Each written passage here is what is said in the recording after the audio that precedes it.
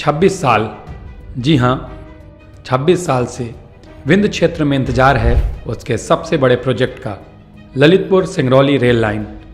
ये इंतजार अभी और लंबा होगा। इस रेल लाइन का काम जिस दिन शुरू हुआ उसके कुछ दिनों बाद ही नेताओं, अधिकारियों और भूमाफियाओं के गठजोड़ ने सीधी सिंगरौली के बीच इसका रूट ही बदल दिया। ये बदलाव किसी आबादी के फायदे के लिए नहीं बल्कि अपने फायदे के लिए किया गया। यहाँ ज़मीन के बदले मिलने वाले मुआवजे का खेल शुरू हो चुका था।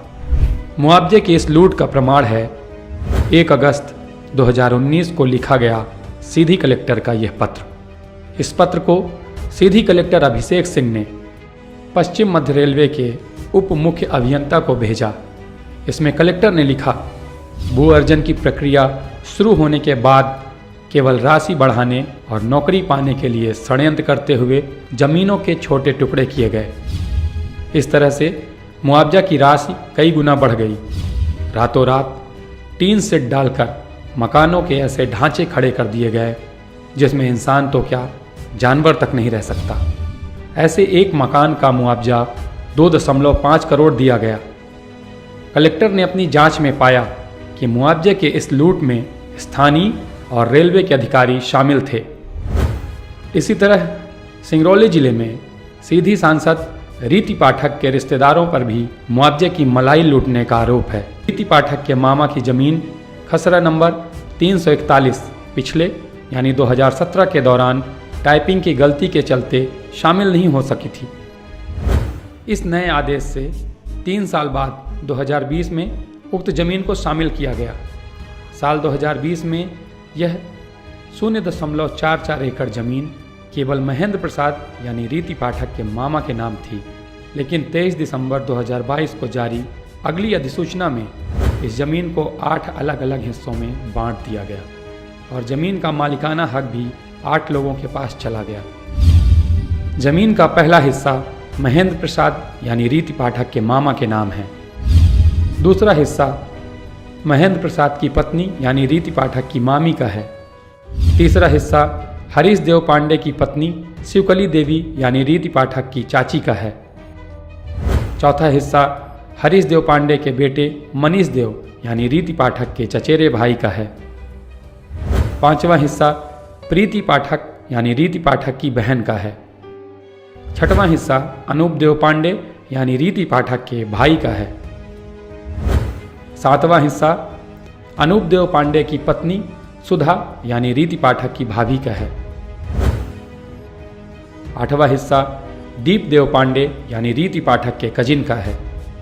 कलेक्टर के अनुमोदन पर इन सभी को भू अर्जन का पूरा लाभ दिया गया। रेलवे लाइन जिस गांव से जा रही है उस गांव में या तो उनके रिश्तेदार की जमीन है या उनकी जमीन है, और फिर जहां से रेल निकल गई वो एक बार मुआवजा पेमेंट हो गया, उसका ट्रैक चेंज करवा दिया गया। मैं हर किसी को खुली चुनौती देती हूँ कि आरटीआई जैसे अधिकारों का उपयोग किया जाए और मेरे आगे पीछे और मेरे पूर्व और वर्तमान और भविष्य का भी, भाई जब किसी को चिंता होगी निश्चित रूप से मेरे आगे आने वाले भविष्य की भी चिंता होगी, तो भविष्य की भी जांच करा ली जाए।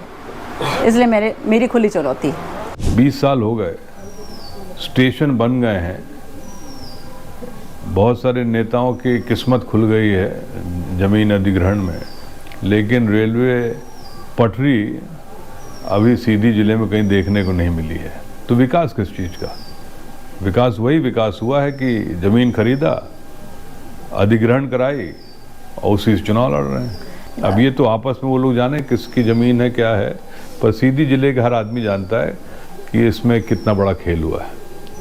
उत्तर पूर्वी मध्य प्रदेश को उत्तर प्रदेश से जोड़ने के लिए केंद्र सरकार ने साल 1997-98 में 541 किलोमीटर लंबी ललितपुर सिंगरौली रेलवे लाइन बिछाने का प्रस्ताव निकाला था। हालांकि फंड की कमी के चलते यह प्रोजेक्ट लंबे समय तक टलता रहा। साल 2016 में रेल मंत्री रहे सुरेश प्रभु ने 6,672 करोड़ रुपए इस प्रोजेक्ट के लिए दिए और सीधी रेलवे स्टेशन की नींव भी रखी। रेलवे लाइन तो छोड़िए, सीधी के रेलवे स्टेशन का काम अभी तक पूरा नहीं हो पाया है। जब कोई सरकारी प्रोजेक्ट ज़्यादा लंबे समय तक खिंचता है तो वहाँ भ्रष्टाचार की आशंका तेज़ी से बढ़ती है। कुछ ऐसा ही हुआ ललितपुर सिंगरौली रेल लाइन में। भ्रष्टाचार की वजह से रेलवे का बजट 6,672 करोड़ से बढ़कर 8,900 करोड़ हो गया। सीधी सांसद रीति पाठक और विधायक केदारनाथ शुक्ला के बीच रेलवे का श्रेय लेने की जंग छिड़ी हुई है।